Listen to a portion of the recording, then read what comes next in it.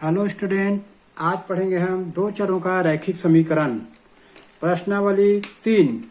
प्रश्न क्रमांक 1, दर्शाइए कि निम्नलिखित समीकरण निकाय का एक अद्वितीय हल है। एक ही प्रश्न है प्रश्न क्रमांक 1 में। 3x धन 5y बराबर 12 और दूसरा दिया है 5x धन 3y बराबर 4। तो यहाँ हम लोग इसका हल लिखेंगे। हल हमको यहाँ a1 निकालना है, यहाँ लिखेंगे a1। x के सामने जो संख्या है उसको a1 मानेंगे। b1 निकालेंगे, y के सामने जो संख्या है उसको b1 और c1 निकालेंगे जो बराबर के दूसरे साइड है। तो यहाँ पर हमारा निकल गया a1 3, b1 5 और c1 12। अब हम यहाँ निकालेंगे a2 5, b2 ये 3 और c2 निकालेंगे यहाँ से 4। a2 5, b2 3, c2 4। अब हम यहाँ पर a1 बटे a2 निकाल लेते हैं। यहाँ पर a1 बटे a2 का मान निकालेंगे। a1 बटे a2 3 बटे 5। अब हम यहाँ पर b1 बटे b2 का मान निकालेंगे। 5 बटे 3। c1 बटे c2 का मान निकालेंगे यहीं से 12 बटे 4। अब ये हमारा आ गया a1 बटे a2, b1 बटे b2, c1 बटे c2 का मान आ गया।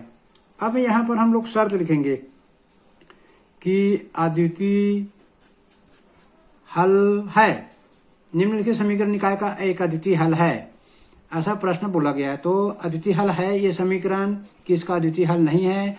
हम लोग शर्त लिखेंगे अद्वितीय हल के लिए। अद्वितीय हल के लिए, अद्वितीय हल के लिए हम शर्त लिखेंगे। ये है शर्त a1 बटे a2 बराबर नहीं होना चाहिए b1 बटे b2। a1 बटे a2 का मान जो है b1 बटे b2 के मान के बराबर नहीं होना चाहिए। तो यहाँ हमने देखा a1 बटे a2 का मान 3 बटे 5 है। अब b1 बटे b2 का मान 5 बटे 3 है। दोनों आपस में बराबर नहीं है। तो बराबर नहीं है तो यहाँ लिख देंगे हम a1 बटे a2 की जगह लिख देंगे 3 बटे 5। अब b1 बटे b2 की जगह लिख देंगे 5 बटे 3। देखिए यहाँ 3 बटे 5 है और यहाँ 5 बटे 3, दोनों आपस में किसी भी तरीके से बराबर नहीं है। तो यहाँ लिखेंगे अतः समीकरण निकाय का एक अद्वितीय हल है। यदि ये बराबर आ जाता तो लिखते समीकरण निकाय का अद्वितीय हल नहीं है। अब ये बराबर नहीं आया तो लिखेंगे अतः समीकरण निकाय का एक अद्वितीय हल है। एक अद्वितीय हल है। तो ये प्रश्न बन गया। लेकिन इसके लिए हमको ये शर्त को जानना जरूरी है। ये शर्त है, पहला शर्त यहां दिखा रहा हूं मैं। अद्वितीय हल होगा a1 बटे a2 बराबर नहीं है b1 बटे b2। इसको अच्छे से जब याद रखेंगे तभी ये प्रश्न को हम लोग बना सकते हैं। अब हम एक दूसरा प्रश्न पढ़ेंगे। दूसरा प्रश्न पढ़ेंगे। यहाँ पर दूसरा प्रश्न दिया है दर्शाइए कि निम्नलिखित समीकरण के अनंतः अनेक हल हैं। यह दिया 2x ऋण 3y, 2x ऋण 3y बराबर 5, 6x ऋण 9y बराबर 15। इसमें निकालना है निकाय निम्नलिखित समीकरण के अनंत अनेक हल। इसका भी शर्त देखेंगे। तो यहां लिख देते हैं हम लोग हल। हल लिखेंगे और यहां हम लोग निकालेंगे a1। a1 2,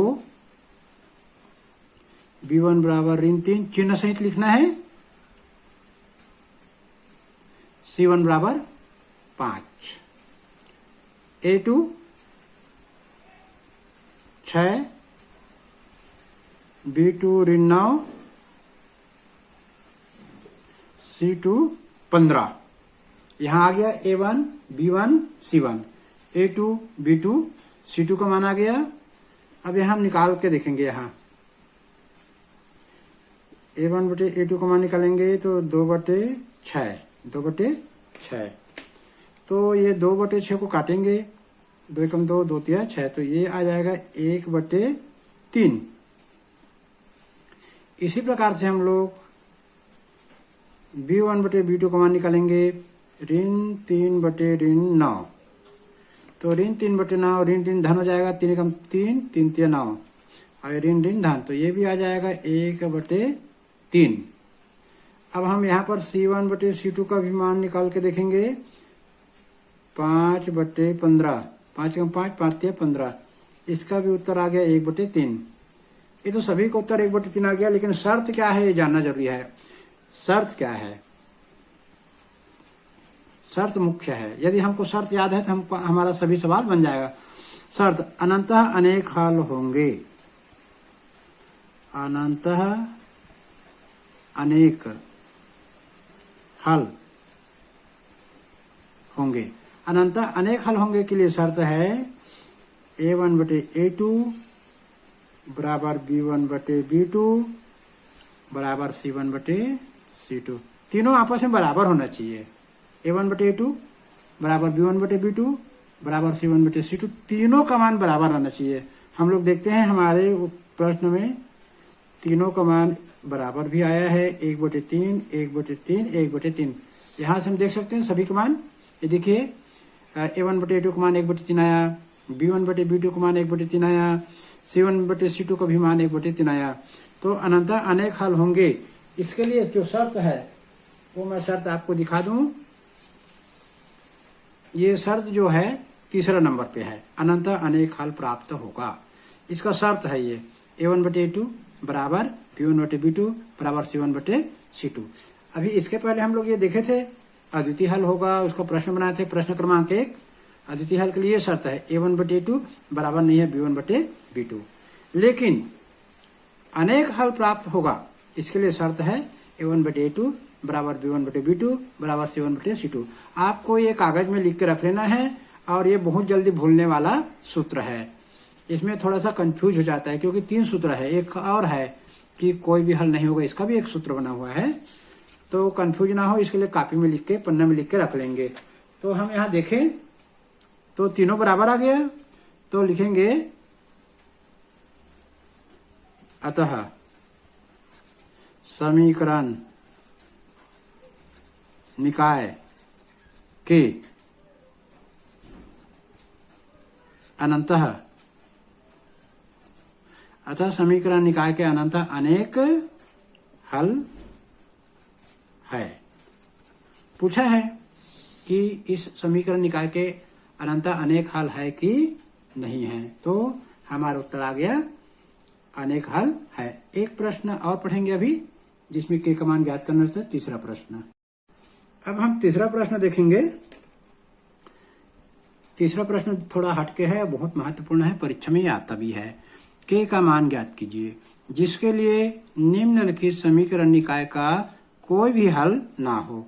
हमने प्रश्न क्रमांक 1 ले लिया, 8x धन 5y बराबर 9 के x धन 10y बराबर 15। यहाँ पर हम लोग A1 A2 और B1 B2 C2 ऐसे निकालेंगे। A1 का मान यहाँ दिया है 8, B1 का मान दिया है यहाँ पर 5, C1 का मान दिया है 9 दिया है। अब हम लोग यहाँ A2 का मान निकालेंगे। A2 का मान K, B2 का मान चिन्ह सहित लिखना है 10, और C2 का मान दिया है 15। यहाँ पर आ गया हमारा A1 A2 और B1 B2 का मान सब आ गया। अब यहाँ हम शर्त लिखेंगे। शर्त समीकरण निकाय का कोई हल ना, कोई हल नहीं है। समीकरण निकाय का कोई हल ना हो या ना है। तो इसका शर्त पहले लिख लेते हैं। शर्त इसका है A1 बटे A2 बराबर B1 बटे B2 बराबर नहीं है C1 बटे C2। ये शर्त आना चाहिए। हम लोग यहाँ निकाल करके हल करेंगे। यहाँ A1 का मान लिखेंगे यहाँ पर 8, A2 का मान K। यहाँ हम लोग देखें, यहाँ से A1 का मान 8, A2 का मान K, B1 का मान 5, B2 का मान 10 बराबर नहीं है का चिन्ह लगा देंगे। C1 की जगह 9, C2 की जगह 15। अब ये बराबर नहीं है तो ये तीसरे पद को हम छोड़ देंगे, इसको हल नहीं करेंगे। ये दोनों को हल करेंगे। 8 बटे K बराबर 5 बटे 10 को हल करेंगे तो हमको K का मान मिल जाएगा। तो K को हमको बाएं पक्ष में रखना है, इसलिए K गुणित 5 कर दिए और 8 गुणित 10। अब इसको गुना नहीं करेंगे, 5 गुना है तो दूसरे साइड में जाके भाग हो जाएगा। K बराबर 8 गुणित 10 बटे 5। अब ये कटेगा तो काटेंगे, कटेगा 5 एकम 5, 5 दूनी 10। तो K का मान आ गया 8 गुणित 2, तो K का मान आ जाएगा 16। तो हमको इस प्रश्न में हमको पूछा है K का मान ज्ञात कीजिए, जिसके लिए निम्नलिखित समीकरण निकाय का कोई भी हल ना हो। तो ये हमारा K का मान निकल गया।